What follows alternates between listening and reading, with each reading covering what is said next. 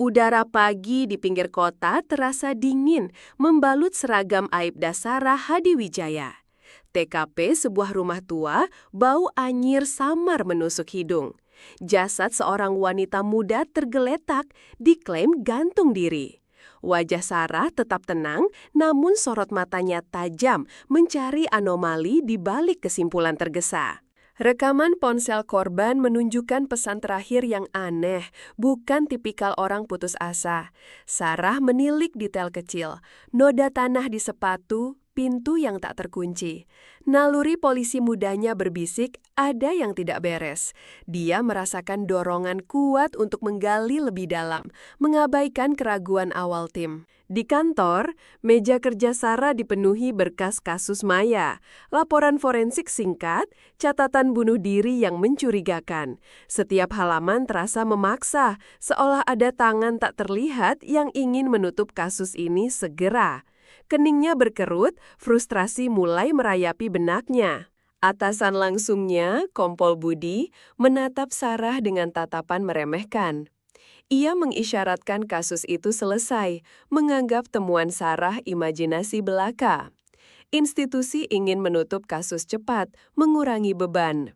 Sarah merasakan dinding tebal birokrasi dan patriarki lembaga menghimpitnya. Sarah mengunjungi keluarga Maya mencari petunjuk baru.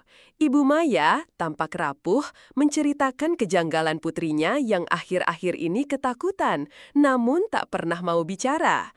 Ada rahasia yang tersembunyi di balik ketenangan palsu keluarga, sebuah benang kusut yang perlu diurai. Malam hari, di ruang interogasi kosong, Sarah menelaah foto-foto TKP. Fokusnya tertuju pada sebuah kalung yang hilang dari leher korban, padahal Maya selalu memakainya. Sebuah detail kecil, namun mengusik pikirannya. Rasa penasaran membakar, mendorongnya mencari kebenaran. Sarah menemukan laporan polisi lama tentang insiden pencurian di area yang sama beberapa bulan lalu. Pelakunya tidak pernah tertangkap. Ada kemungkinan Maya melihat sesuatu. Keputusannya bulat, ia akan terus menyelidiki, meski harus sembunyi-sembunyi dari pantauan atasan. Ia menyusuri jalan sepi menuju toko kelontong dekat rumah Maya. Pemilik toko, seorang wanita tua yang ramah, mengaku melihat Maya bersama seorang pria asing beberapa hari sebelum kejadian. Deskripsi pria itu samar, namun cukup untuk memicu alarm bahaya dalam diri Sarah. Penyelidikan rahasianya mulai menunjukkan celah. Beberapa saksi yang ia datangi mendadak berubah pikiran, mencabut kesaksian awal mereka. Sebuah tekanan tak kasat mata bekerja, mencoba menghalangi jejaknya. Sarah merasakan ketidaknyamanan, tanda bahaya mulai nyata. Di penghujung malam, Sarah duduk sendiri di kantornya, menatap papan kasusnya yang dipenuhi benang merah. Maya bukan bunuh diri, ada manipulasi di balik kematiannya, sebuah rahasia yang melibatkan seseorang berkuasa. Kebenaran ini, ia sadar, tidak diinginkan oleh sistem. Sarah menemukan arsip lama yang mencurigakan di gudang kantor polisi. Berkas terkait proyek pembangunan perumahan di dekat TKP Maya tertutup rapat. Beberapa nama pejabat setempat muncul di dalamnya, termasuk nama yang ia kenali dari unit lain. Jantungnya berdebar. Ia menyadari beberapa dokumen penting dari kasus Maya telah diubah atau disembunyikan. Jejak digital menunjukkan akses dari komputer di dalam kantor. Rasa takut menyergapnya. Kecurigaan mulai menargetkan rekan-rekannya sendiri. Siapa yang bisa dipercaya di lembaga ini? Sebuah pesan anonim muncul di mejanya, berisi ancaman samar tentang keluarganya jika ia terus mencampuri urusan ini. Sarah merasakan dingin menusuk tulang. Trauma masa lalu yang terkubur kini kembali ke permukaan, membuatnya goyah. Ketakutan itu nyata. Saat memeriksa rekaman CCTV jalan, Sarah mengenali siluet yang mirip dengan Kompol Budi, atasannya, di sekitar lokasi Maya beberapa hari sebelum kematiannya. Bingung dan marah, Sarah merasa dikhianati oleh sistem yang seharusnya ia layani.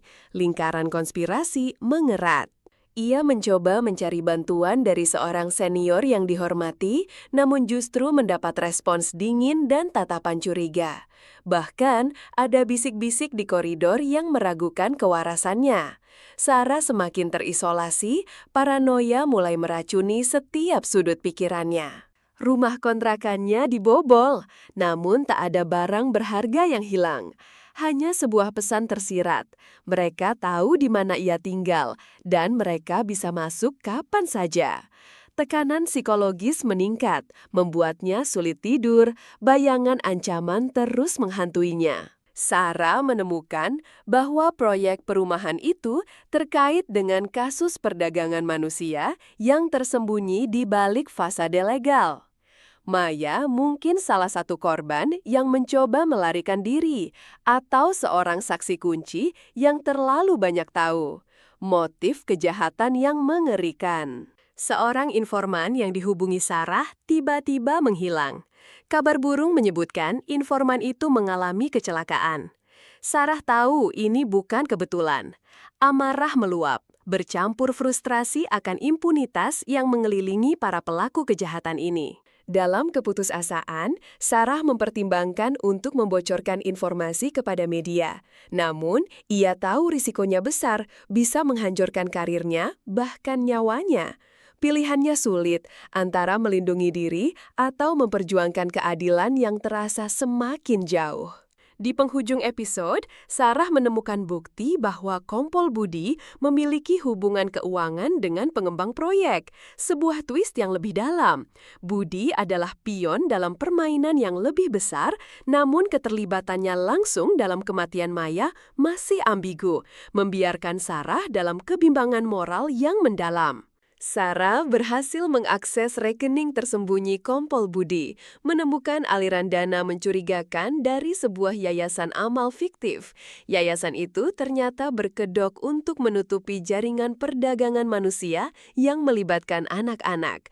Kebenaran yang mengerikan mulai terkuak. Dengan bantuan seorang mantan detektif yang dipecat karena integritasnya, Sarah berhasil menemukan lokasi rahasia operasi itu, sebuah panti asuhan terbengkalai di pinggir kota. Suasana mencekam, udara dingin menusuk tulang, bau apek dan debu menyelimuti segalanya. Penggerebekan dilakukan diam-diam, hanya dengan beberapa anggota yang bisa dipercaya. Mereka menemukan puluhan anak yang disekap, menunggu untuk didistribusikan. Maya adalah salah satu dari mereka yang mencoba memberontak, lalu dibunuh karena mengetahui terlalu banyak. Terungkap, dalang utama adalah seorang konglomerat dermawan yang sangat dihormati masyarakat, yang juga menyumbangkan banyak dana untuk kepolisian. Jaringan korupsi dan kekerasan domestik yang ia ciptakan sangat rapi dan terlindungi. Sarah merasa mual. Kasus ini meledak di media massa. Publik terkejut. Namun, alih-alih pujian, Sarah justru menghadapi serangan balik. Ia dituduh melangkahi wewenang, mencemarkan nama baik institusi, bahkan dijuluki gila. Reputasinya hancur dalam semalam. Keluarga Sarah mulai menerima ancaman serius.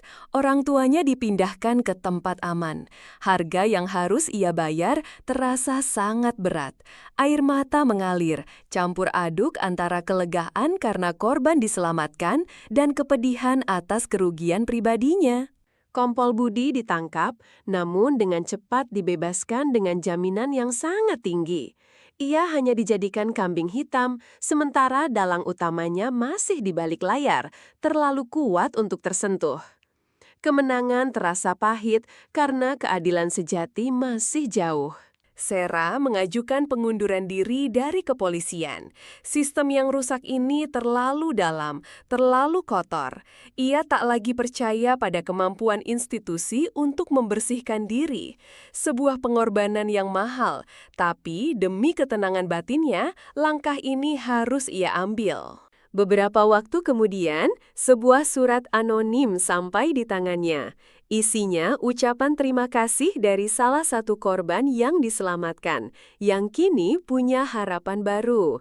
Meski publik melupakannya atau mencibirnya, setidaknya satu jiwa merasa utang budi, sebuah pengakuan sunyi.